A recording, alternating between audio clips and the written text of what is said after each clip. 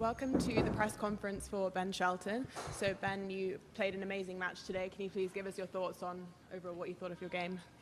Yeah, it was a great night for me. I think the days like this, when everything is clicking, is a little bit easier in terms of mentality out on the court. I think that is a lot tougher on the days where you have things that you're struggling with or problems on your side of the net that are difficult to solve. I think that tonight I was able to more so dissect what was happening on the other side of the court and find ways to be effective, and I executed really well tonight.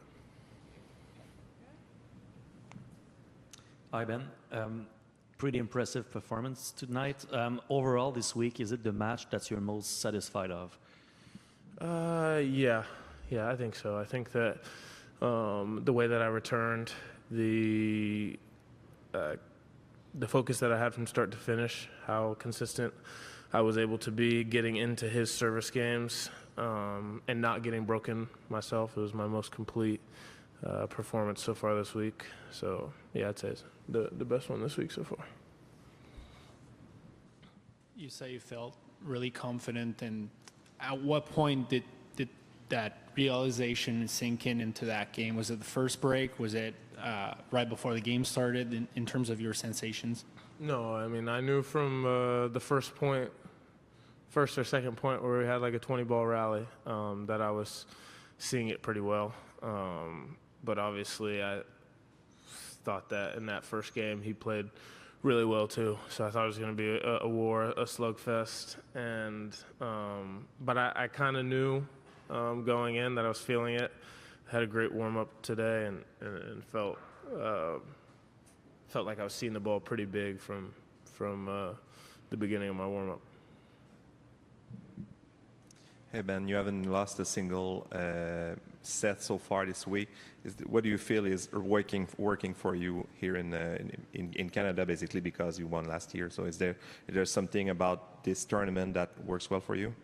I think it's a combination of the court and the balls.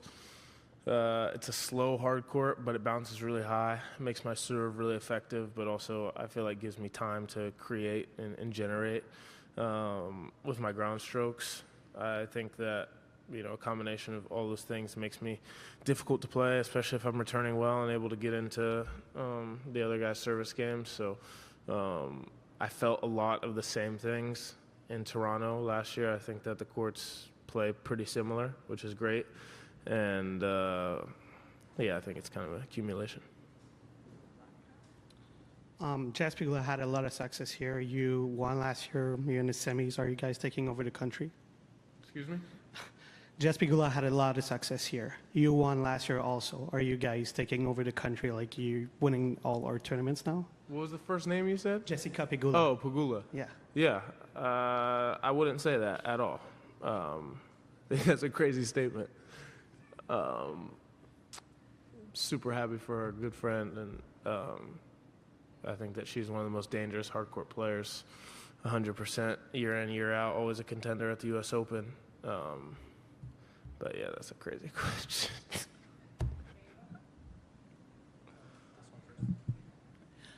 Ben, you were talking earlier, I can't remember if it was in DC or not, just how the early rounds have felt a little bit trappy for you this year. How is the feeling different once you have a couple matches under you? Like, does the second week of a major or of 1,000 feel different for you now in your mind or in your body at all? And then I also wanted to ask you about Rafael Jodar's game. I know you haven't played him, but I wonder if you've watched him and what stands out to you there. Yeah, first of all, I think that I'm definitely a big match player. I love playing big matches, big stadiums, big crowds. I like playing against the best guys in the world.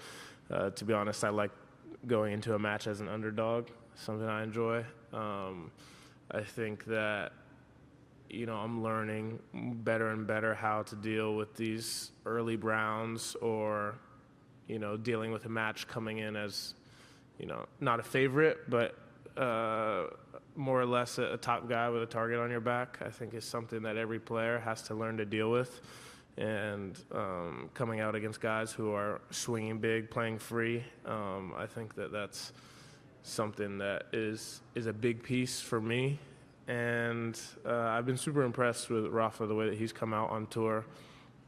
I didn't expect there to be another college guy within 3 years who was 500 in the world and then top 20 within a year. I mean, he's probably going to be top 10 and outdo me or what I did in 2023. I think that he's got a great game, complete game, good athlete, forehand, backhand return, up there with the best in the world.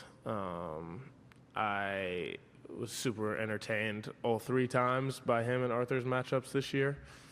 And they're hitting the ball incredible from the baseline.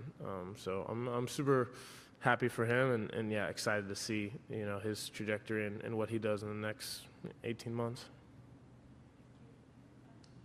Hi Ben, congrats on the win. If Lerner wins tonight, there might be 3 Americans in the semifinals. Is that something that you care about, that you find cool? And do you prefer facing a player that you might know a little bit more like him, or does it change at all for you whether you face a player you know pretty well or one that you might face for the first time? Yeah, I mean, obviously, I've played both these guys before. I've played Lerner twice, Marita once. I'm super supportive of all the American players at all times, and I've really enjoyed being able to see how many guys that we've had have success. You know, it's not just been 1 or 2, but we've kind of spread the wealth around between Taylor, Foe, Tommy, Sebi, Nakashima, Lerner, Mickelson, so many guys who've made deep runs, and I think that it's just really cool to see the direction that our country is going in terms of tennis. I think we got a lot of young guys too with a lot of potential that people don't really know yet, but I'd be super excited to play either one of these guys, young guys playing great tennis. Marita just got his first title, I think.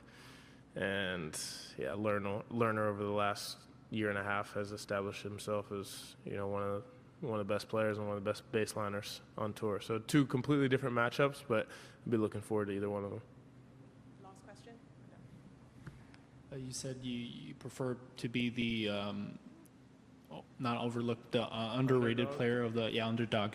But you wrote on the line, it's not done yet. What's the goal in Montreal? And do you feel at this point, with the semifinals coming, that you've got the target on your back?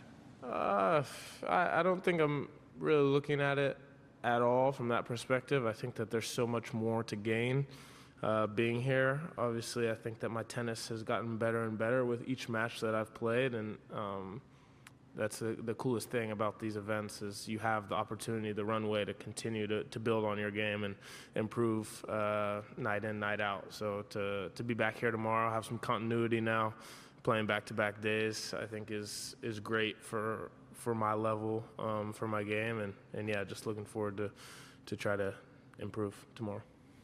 Thank you very much. Thanks, guys.